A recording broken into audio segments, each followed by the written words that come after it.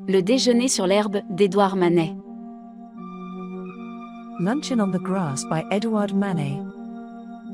Luncheon on the Grass. British edition. Main article. Le déjeuner sur l'herbe. A major early work is the Luncheon on the Grass, Le Déjeuner sur l'herbe, originally Le Bain. The Paris Salon rejected it for exhibition in 1863, but Manet agreed to exhibit it at the Salon des Refusés, Salon of the Rejected, which was a parallel exhibition to the official Salon, as an alternative exhibition in the Palais des Champs-Élysées. The Salon des Refusés was initiated by Emperor Napoleon III as a solution to a problematic situation which came about as the selection committee of the Salon that year rejected 2,783 paintings of the c. 5,000. Each painter could decide whether to take the opportunity to exhibit at the Salon des Refusés, although fewer than 500 of the rejected painters chose to do so. Manet employed model Victorine Meurre, his wife Suzanne, future brother-in-law Ferdinand Leenhoff, and one of his brothers to pose. Meurre also posed for several more of Manet's important paintings including Olympia, and by the mid-1870s she became an accomplished painter in her own right. The painting's juxtaposition of fully dressed men and a nude woman was controversial, as was its abbreviated, sketch-like handling, an innovation that distinguished Manet from Courbet. At the same time, Manet's composition reveals his study of the old masters, as the disposition of the main figures is derived from Marcantonio Raimondi's engraving of the Judgment of Paris, c. 1515, based on a drawing by Raphael. Two additional works cited by scholars as important precedents for Le Déjeuner sur l'herbe are Pastoral Concert, c. 1510, the Louvre, and The Tempest, Gallery dell'Accademia, Venice, both of which are attributed variously to Italian Renaissance masters Giorgione or Titian. The Tempest is an enigmatic painting featuring a fully dressed man and a nude woman in a rural setting. The man is standing to the left and gazing to the side, apparently at the woman, who is seated and breastfeeding a baby. The relationship between the two figures is unclear. In Pastoral Concert, two clothed men and a nude woman are seated on the grass, engaged in music making, while a second nude woman stands beside them. Le déjeuner sur l'herbe. Le déjeuner sur l'herbe. The Luncheon on the Grass, originally titled Le Bain, the Bath, is a large oil on canvas painting by Édouard Manet created in 1862 and 1863.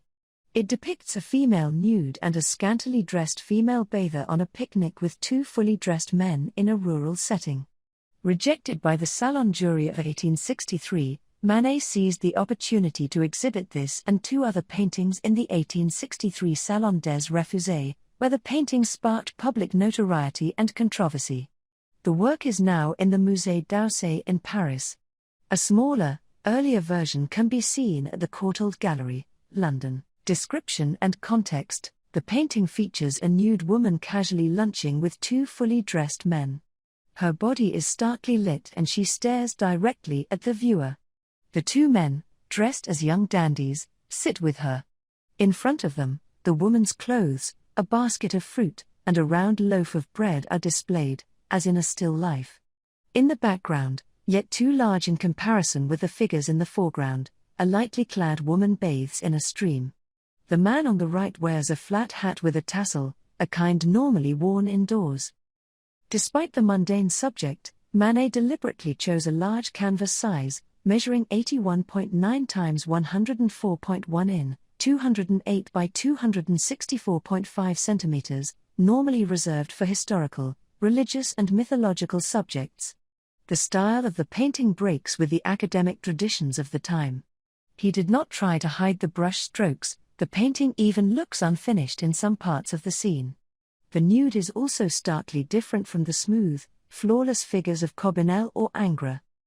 A nude woman casually lunching with fully dressed men was an affront to audiences' sense of propriety, though Émile Zola, a contemporary of Manet's, argued that this was not uncommon in paintings found in the Louvre. Zola also felt that such a reaction came from viewing art differently from the perspective of analytic painters like Manet, who use a painting subject as a pretext to paint. There is much not known about the painting, such as when Manet actually began painting it, how he got the idea and how and what sort of preparatory works he did.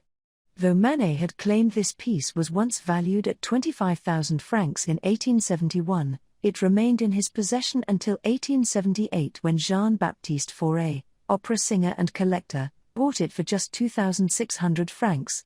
Figures in the painting. The figures of this painting are a testament to how deeply connected Manet was to Le Déjeuner sur la Herbe. Some who assume that the landscape of the painting is meant to be l'Île Saint-Ouen, which was just up the Seine from his family property in Gennevilliers. Manet often used real models and people he knew as reference during his creation process. The female nude is thought to be Victorine Meurre, the woman who became his favorite and frequently portrayed model, who later was the subject of Olympia. The male figure on the right was based on a combination of his two brothers, Eugène and Gustave Manet. The other man is based on his brother-in-law, Dutch sculptor Ferdinand Leenhoff. Nancy Locke referred to this scene as Manet's family portrait. Interactions of the figures. What many critics find shocking about this painting is the interaction, or lack thereof, between the three main subjects in the foreground and the woman bathing in the background. There are many contrasting qualities to the painting that juxtapose and distance the female nude from the other two male subjects. For example, the feminine versus the masculine, the naked versus the clothed, and the white color palette versus the dark color palette creates a clear social difference between the men and the woman. Additionally, some viewers are intrigued by the questions raised by the gaze of the nude woman. It is indeterminable whether she is challenging or accepting the viewer, looking past the viewer, engaging the viewer, or even looking at the viewer at all. This encounter identifies the gaze as a figure of the painting itself, as well as the figure object of the woman's gaze. Inspirations. As with the later Olympia, 1863, and other works, Manet's composition reveals his study of the old masters, as the disposition of the main figures is derived from Marc-Antonio Raimondi's engraving The Judgment of Paris, c. 1515, after a drawing by Raphael. Raphael was an artist revered by the conservative members of the Académie des Beaux-Arts, and his paintings were part of the teaching program at the École des Beaux-Arts, where copies of 52 images from his most celebrated frescoes were permanently on display.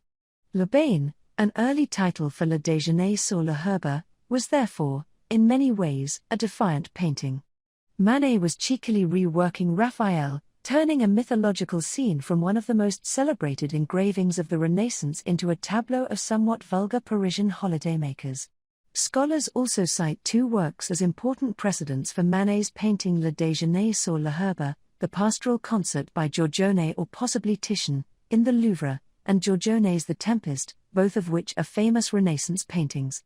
The Tempest, which also features a fully dressed man and a nude woman in a rural setting, offers an important precedent for Manet's painting Le Déjeuner sur la Herbe. Pastoral Concert even more closely resembles Le Déjeuner sur la Herbe, as it features two dressed men seated in a rural setting, with two undressed women.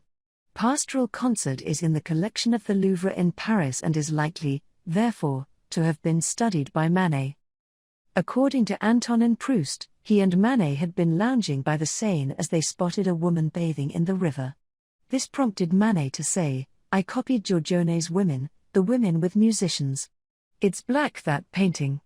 The ground has come through. I want to redo it and do it with a transparent atmosphere with people like those we see over there." There may be a connection between Le Déjeuner sur la Herbe and the work of Jean-Antoine Watteau.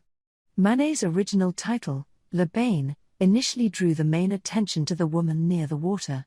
This bathing figure alone is quite similar to the figure in Watteau's La Villageoise, as both women crouch or lean over near water, simultaneously holding up their skirts. It is possible that Manet adapted this pose, which is more clearly seen in a sketch of his years before his creation of Le Déjeuner sur la Herbe. Criticism. There were many mixed reviews and responses to Le Déjeuner sur la Herbe when it was first displayed, and it continues to yield a variety of responses. The initial response was characterized by its blunt rejection from the Paris Salon and subsequent display in the Salon des Refusés. Though many critiques were rooted in confusion about the piece, they were not always completely negative. Odilon Redon, for example, did not like it. There is a discussion of it, from this point of view, in Proust's Remembrance of Things Past. Le Capitaine Pompilius, a contributor for Le Petit Journal, thought the characteristically male colors of the piece brought the countryside into the Salon, but thought the painting was underdeveloped. Castagnery, appreciator of realist works, identified it as a nice sketch but said it lacked sincerity and lost the definition of the anatomy of the subjects. He also described Manet's painting technique as flabby. Arthur Stevens, contributor for Le Figaro, praised Manet as a talented colorist but felt that he neglected form and modeling in this piece. Thor, Paul, and Louvet loved the energy of the colors but found the brush strokes to be uneven. One interpretation of the work is that it depicts the rampant prostitution present at that time in the Bois de Boulogne, a large park on the western outskirts of Paris. This prostitution was common knowledge in Paris, but was considered a taboo subject unsuitable for a painting. Criticism of the subject matter. Louis Etienne characterized the painting as a puzzle, while describing the nude female as a braidard of some sort, as nude as possible, lolling boldly between two swells dressed to the teeth. These two persons look like high school students on holiday, committing a great sin to prove their manhood.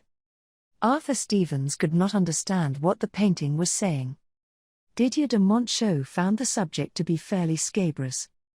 Thor described the nude as an ugly and risque subject matter, while describing the male on the right as one who doesn't even think of taking off his horrible padded hat outdoors. It's the contrast between such an antipathetic animal to the character of a pastoral scene, and this undraped bather, that is shocking. Philip Hamerton, an English painter and contributor at the Fine Arts Quarterly, had an affinity for the characteristic photographic detail of the Pre-Raphaelite paintings. Though he did recognize the inspiration from Giorgione, he found Manet's modern realism to be offensive in this situation. His disapproval of Manet and similar artists was related to the idea of indecency behind vulgar men painting nude women. Though the peculiarity of the combination of one female nude with three clothed figures sparked mixed responses, the lack of interaction of the figures in addition to the lack of engagement by the nude woman provoked laughter instead of offense.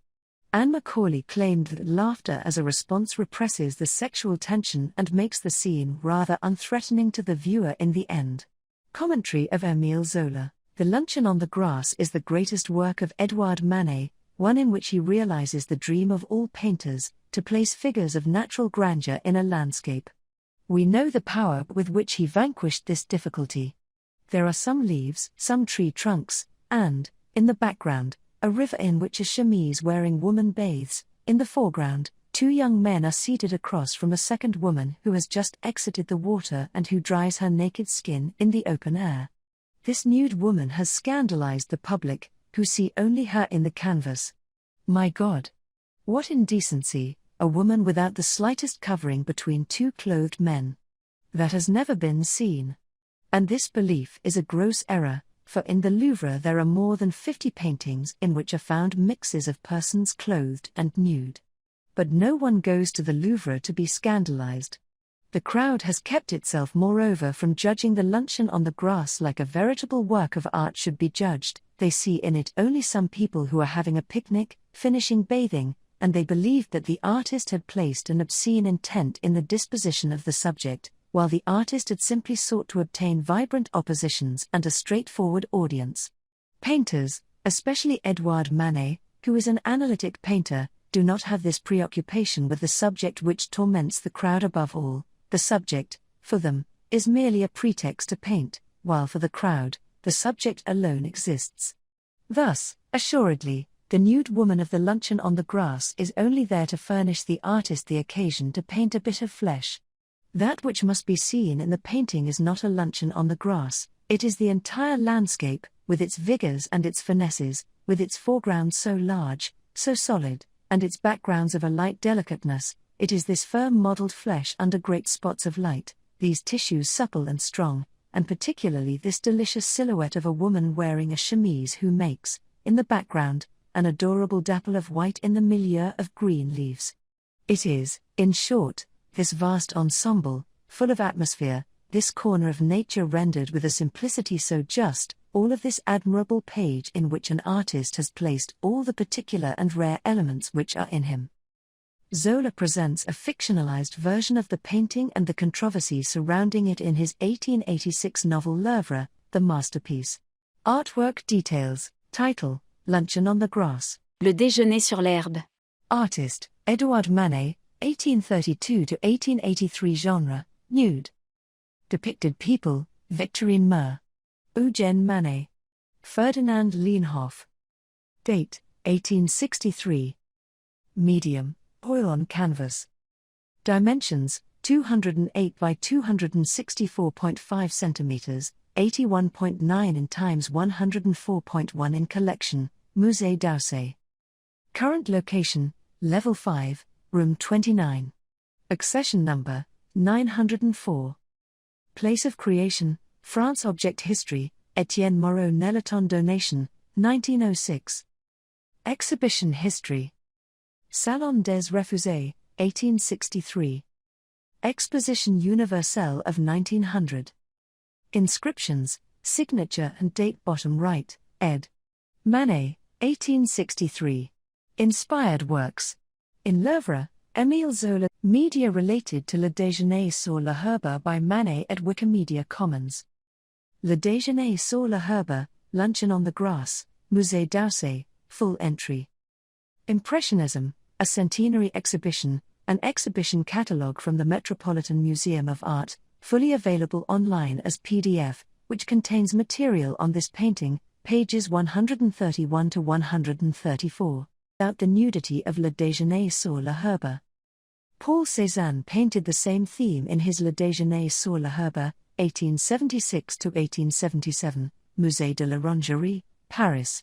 It is not certain, however, that Cézanne was responsible for the title of the work, but it does incorporate many of the same elements of subject in the piece.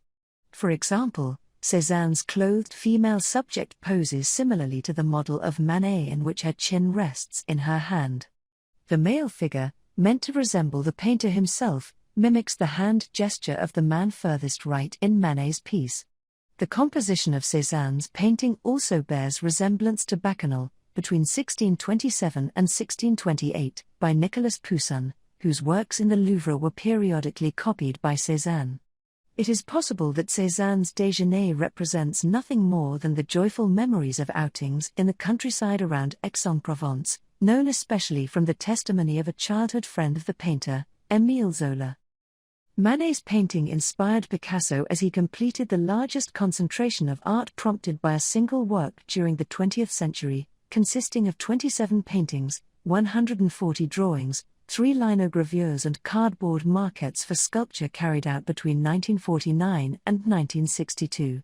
Picasso also adopted some of Manet's techniques involving exploitation of the nude in the foreground, as evident in his work Les Demoiselles d'Avignon, 1907.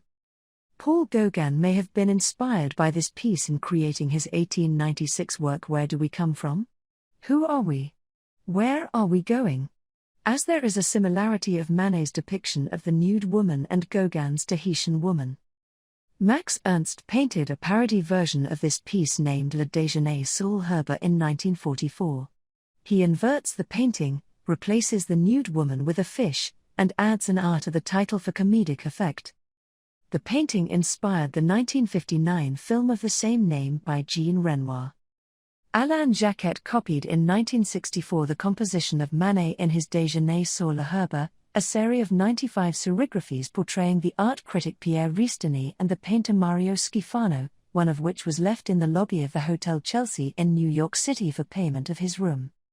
Peruvian painter Hermann Braun-Viger produced many works inspired by this painting. One of the first, Les Invités sur l'herbe, 1970, Musée d'Art Moderne de Paris, is a mix between Las Meninas by Velázquez and Le Déjeuner sur l'herbe by Manet, which features Picasso and Velázquez as naked guests.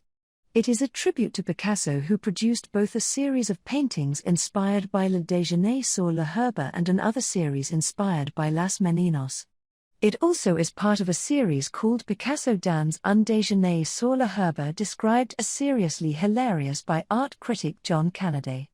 Later Braun Viga produced other inspired works like Encore un déjeuner sur la sable, 1984, where he pictures himself in place of one of the characters. This work, as the following ones, is typical of the syncretism that characterizes the work of Braun Viga from the 80s. He mixes contemporary characters, mainly South American ones, with Manet's characters, as he does in Cita en el Campo and Cita en la Playa in 1985, Fin d'un déjeuner sur la herba in 1987 and Picnic en el Patio in 1988, showing critical irony about his time, as in I Love the Neutron Bomb, Lithography, 1986. He also moves the scene to Central Park for his 1999 New York exhibition with Le Déjeuner in Central Park, Chateau Maliscas Collection. New Jazz Orchestra released the album titled Le Déjeuner sur la herba in 1968, and its cover shows a photograph resembling Manet's painting. It was copied in the cover photo of the Bow Wow Wow LP See Jungle. See Jungle. Go join your gang, yeah, city all over. Go ape crazy, and the EP The Last of the Mohicans. Controversy arose because the naked girl, lead singer Annabelle Wynne, was only 14 at the time. It was also parodied by Neon Park in the cover of Lowell George's only solo album, Thanks I'll Eat It Here, with Marlene Dietrich, Fidel Castro and Bob Dylan as the diners. Preet Pan used the painting as the basis of the 1987 short film Eine Mural, Breakfast on the Grass, depicting the day that led to the four subjects of the original painting meeting for their luncheon. Micheline Thomas has produced Le Déjeuner sur la herba, Les Trois Femmes Noires, 2010. The painting is both a critique of and reference to Le Déjeuner sur la herba.